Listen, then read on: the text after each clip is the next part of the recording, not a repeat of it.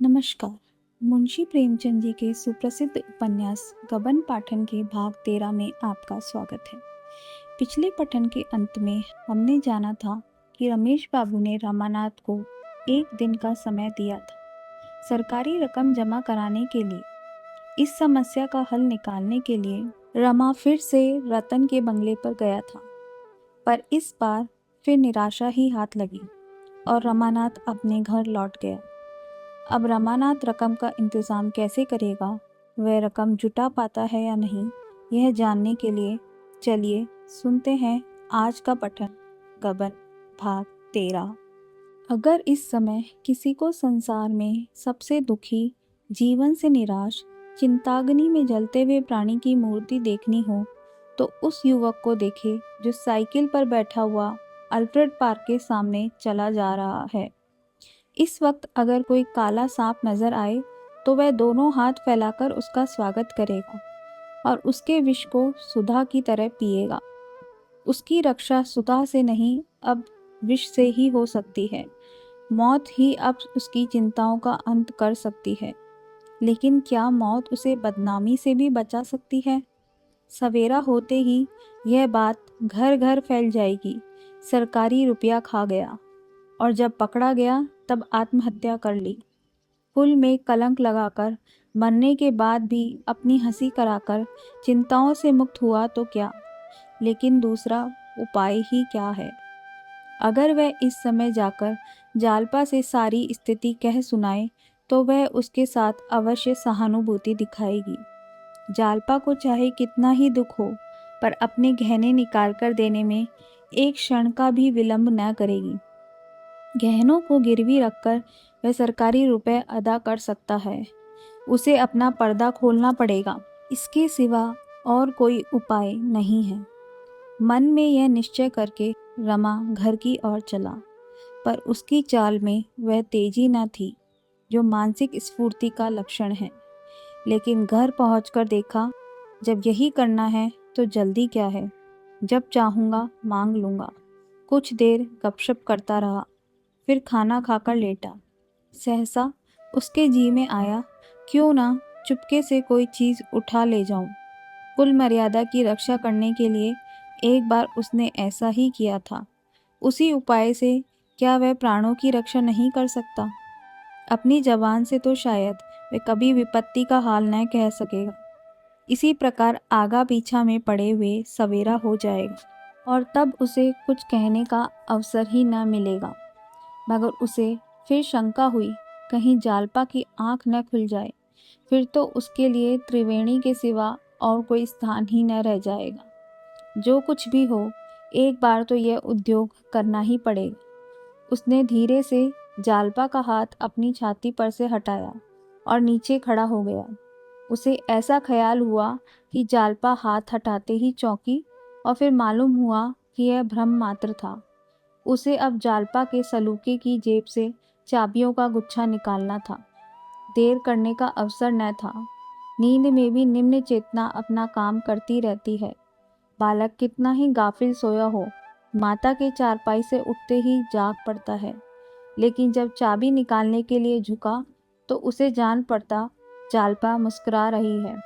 उसने झट हाथ खींच लिया और लैंप में क्षीण प्रकाश में जालपा के मुख की ओर देखा, जो कोई सुखद स्वप्न देख रही थी।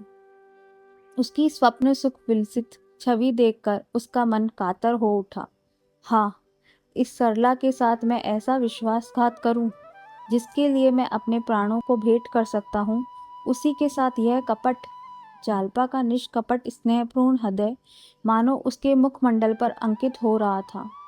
आह, जिस समय इसे ज्ञात होगा इसके गहने फिर चोरी हो गए तो इसकी क्या दशा होगी।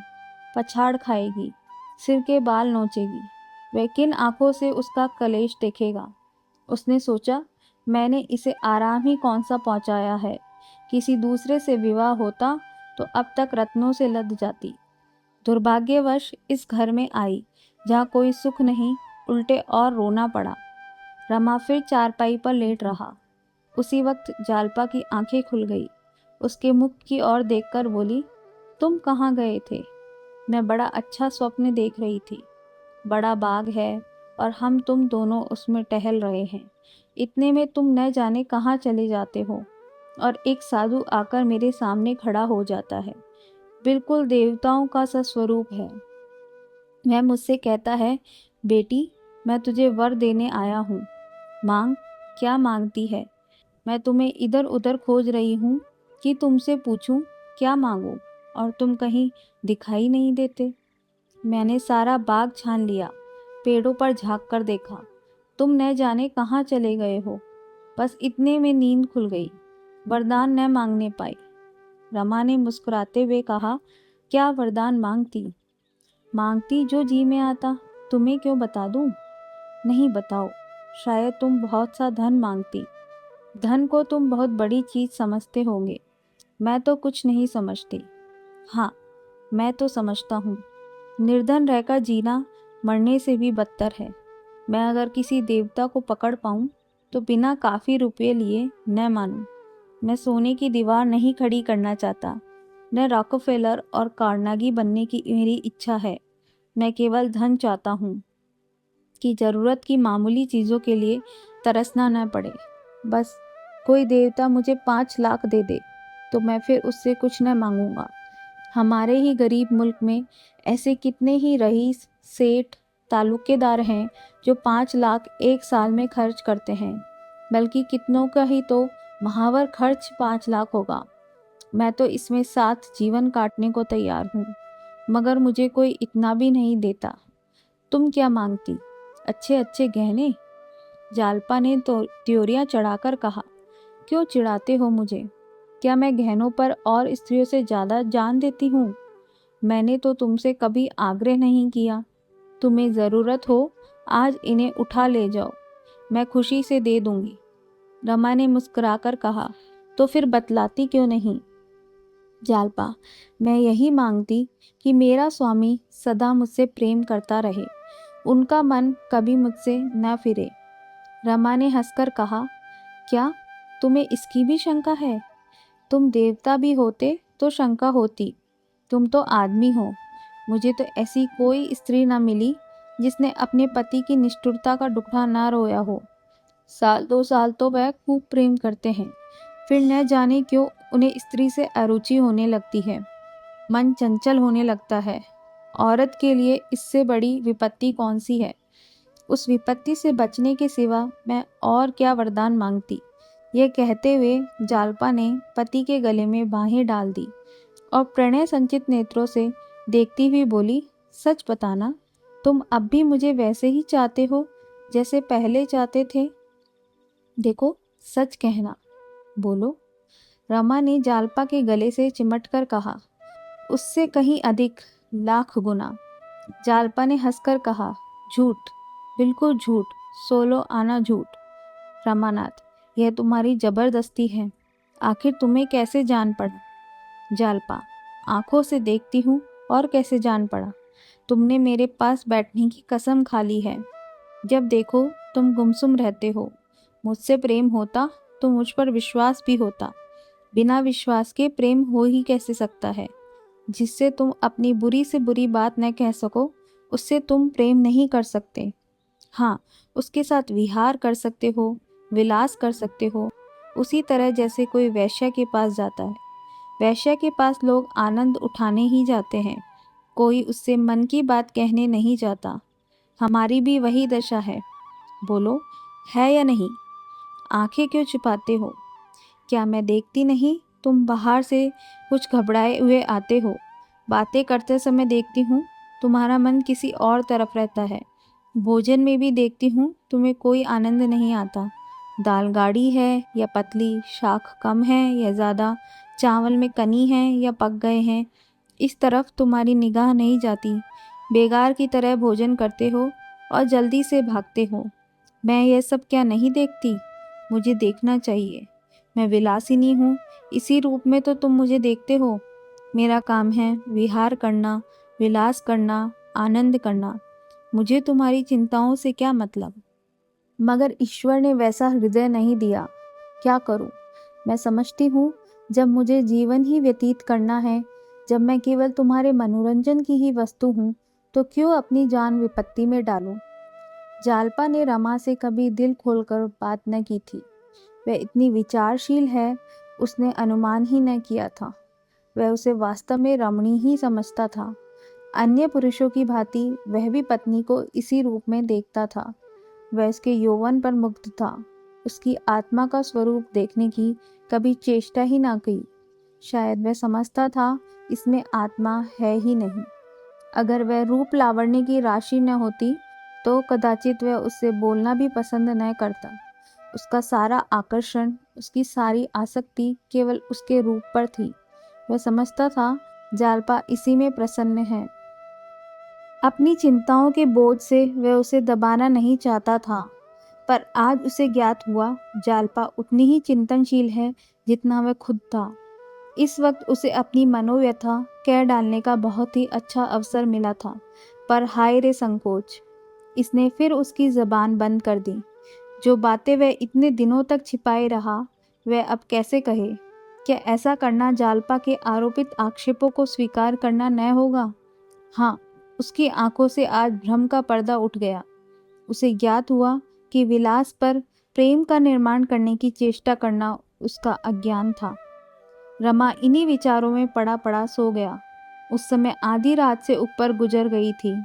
सोया तो इसी सबब से था कि सवेरे उठ जाऊंगा, पर नींद खुली तो कमरे में धूप की किरणें आ आकर उसे जगा रही थी। वह चटपट उठा और बिना मुंह हाथ धोए कपड़े पहनकर जाने को तैयार हो गया। वह रमेश बाबू के पास जाना चाहता था। अब उनसे ये कथा कहनी पड़ेगी। स्थिति का पूरा ज्ञान हो जाने पर वह कुछ न कुछ सहायता करने पर तैयार हो जाएंगे। जालपा उस समय भोजन बनाने की तैयारी कर रही थी। रमा को इस भांति जाते देखकर प्रश्नसूचक नेत्रों से देखा।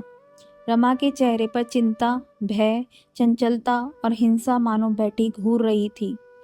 एक क्षण के लिए वह बेसुध सी हो गई। एक हाथ में छुरी और दूसरे में करेला लिए वे द्वार की ओर ताकती रही। ये बात क्या है? उसे कुछ बताते क्यों नहीं? वह और कुछ न कर सके, हमदर्दी तो कर सकती है। उसके जी में आया पुकार कर पूछूं क्या बात है। उठकर द्वार तक आई भी, पर रमा सड़क पर दूर निकल गया था। उसने देखा वह बड़ी तेजी से चला जा रहा है, जैसे सनक गया हो। न दाहिनी ओर देखता है न बाईं ओर, केवल सिर झुकाए पथिकों से टकराता और पैर गाड़ियों की परवाह न करता हुआ भागा चला जा रहा था। आखिर वह लौटकर फिर तरकारी काटने लगी, पर उसका मन उसी ओर लगा हुआ था। क्या बात है, क्यों मुझसे इतना छिपाते हैं? रमा रमेश के घर पहुंचा तो 8 बज गए थे। बाबू साहब चौकी पर बैठे संध्या कर रहे थे। इन्हें देखकर इशारे से बैठने को कहा। कोई आधे घंटे में संध्या समाप्त हुई। बोले, क्या अभी मुंह हाथ भी नहीं धोया? यही लीचड़पन मुझे नापसंद है। तुम और कुछ करो या ना करो, बदन की सफाई तो करते रहो। क्या हुआ, रुपए का कुछ प्रबंध हुआ?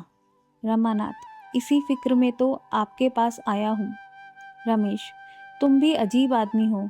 अपने बाप से कहते हुए तुम्हें शर्म आती है। यही ना होगा, तुम्हें ताने देंगे, लेकिन इस संकट से तो छूट जाओगे। उनसे सारी बात साफ साफ कह दो। ऐसी दुर्घटनाएं अक्सर हो जाया करती हैं, इसमें डरने की क्या बात है? नहीं कहो तो मैं चलकर कह दूं। इसी के साथ आज का पठन समाप्त होता है। आगे की कहानी सुनने के लिए जुड़े रहिए हमारे channel it's story time now के साथ। अब बारी है आज के सुविचार की।